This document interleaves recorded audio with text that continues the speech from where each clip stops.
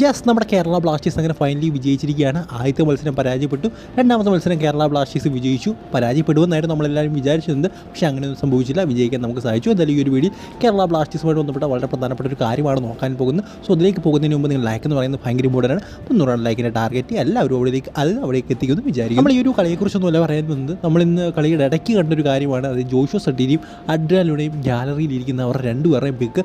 So എന്തായാലും നമുക്കറിയാം, Adrian Luna ഈ ഒരു സീസൺ ഉടനീളം കളിക്കാൻ പോകുന്നൊരു പ്ലെയറാണ്. ഇതിന് പനി ഉണ്ടായിരുന്നു, മറ്റ് ചില കാരണങ്ങളുണ്ടായിരുന്നു. സോ അതുകൊണ്ടാണ് അദ്ദേഹം ആ ഒരു ഇന്നത്തെയും അതുപോലെ തന്നെ ആദ്യത്തെയും കളിക്ക് ഇല്ലാതിരുന്നത്. ബട്ട് ജോഷുവ സട്ടീരിയോ സ്റ്റിൽ അവിടെ ഇരിപ്പുണ്ട്, അത് നമുക്ക് കാണാൻ സാധിക്കുമായിരുന്നു. സോ ജോഷുവ സട്ടീരിയുടെ കാര്യം ഇപ്പോഴും പലരും ചോദിക്കുന്നുണ്ട്. എനിക്ക് തോന്നുന്നൊരു കാര്യമാണ്, അത് മിക്കവാറും സൂപ്പർ കപ്പ് കളിക്കാൻ വേണ്ടിയാണ് ജോഷുവ സട്ടീരിയെ ടീമിൽ തന്നെ നിലനിർത്തിയിരിക്കുന്നത് എന്നാണ് എനിക്ക് തോന്നുന്നത്. അതായത് ഏതെങ്കിലും ഒരു പ്ലെയറിന് ഉറപ്പായിട്ടും പിൻവലിക്കാനുള്ള സാധ്യതയുണ്ട് സൂപ്പർ കപ്പിൽ. അതായത് ഇപ്പോൾ കളിച്ചുകൊണ്ടിരിക്കുന്ന ഏതെങ്കിലും മികച്ച താരങ്ങൾക്കൊരു റെസ്റ്റ് കൊടുത്തിട്ട് ജോഷുവ സട്ടീരിയെ മിക്കവാറും എനിക്ക് തോന്നുന്നു ഒന്നെങ്കിൽ ഹീസസ് ഹിമെനസിനെയോ അഡ്രിയാൻ ലൂണയോ സൂപ്പർ കപ്പിൽ നിന്ന് ഒഴിവാക്കിയിട്ട് ജോഷുവ സട്ടീരിക്ക് അവിടെ ഒരു അവസരം കൊടുക്കാനുള്ള ചാൻസും വളരെയധികം കുറവാണ്. അല്ലെങ്കിൽ ചിലപ്പോൾ ജനുവരി ട്രാൻസ്ഫർ വിൻഡോ റിലീസ് ചെയ്യാനുള്ള സാധ്യതകളുണ്ട്.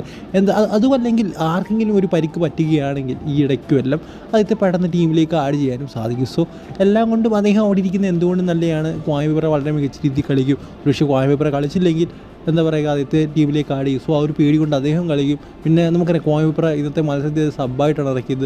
സബ്ബായിട്ട് ഇറക്കിയപ്പോൾ തന്നെ നമുക്ക് മനസ്സിലായി, കാരണം അദ്ദേഹത്തിന് കളിയുടെ ചൂട് മനസ്സിലായി, കോമ്പറ്റീഷൻ നല്ല രീതിയിലുണ്ടെന്ന് മനസ്സിലായി. സോ ആ ഒരു രീതിയിൽ ചെറുതായിട്ടൊന്ന് എന്താ പറയുക, നമുക്കറിയാം ക്വാമിപ്രയുടെ കളി എങ്ങനെയാണെന്ന്. അതിൽ നിന്നൊക്കെ മാറിയുള്ള കുറച്ചുകൂടെ എനർജറ്റിക് ആയിട്ടുള്ളൊരു കളി നമുക്ക് ക്വാമിപ്രയിൽ നിന്ന് കാണാൻ സാധിച്ചു. ഗോൾ അടിച്ചത് മാത്രമല്ല, നിങ്ങൾക്കറിയാം ആ ഒരു തുടക്കത്തിൽ അദ്ദേഹം വന്നൊരു ഇമ്പാക്റ്റും അദ്ദേഹത്തിൻ്റെ ആ ഒരു റൺസൊക്കെ. സോ എന്തായാലും നല്ലൊരു കാര്യമാണ് ജോഷുവ സട്ടീരിയ ബെഞ്ചിലിരിക്കുന്നത്. കാരണം കുറേയധികം കാര്യങ്ങൾ അദ്ദേഹം അവിടെ ഇരുന്നാൽ തന്നെ നമുക്ക് ശരിയാകുമെന്നാണ് എനിക്ക് തോന്നുന്നത്. സോ ഈ വീഡിയോ ഇത്രയൊന്നും ഇഷ്ടപ്പെടുന്നത് തീർച്ചയായും ലൈക്ക് ചെയ്യുക. അടുത്ത വീഡിയോയിൽ കാണുന്നവരെ ഗുഡ് ബൈ.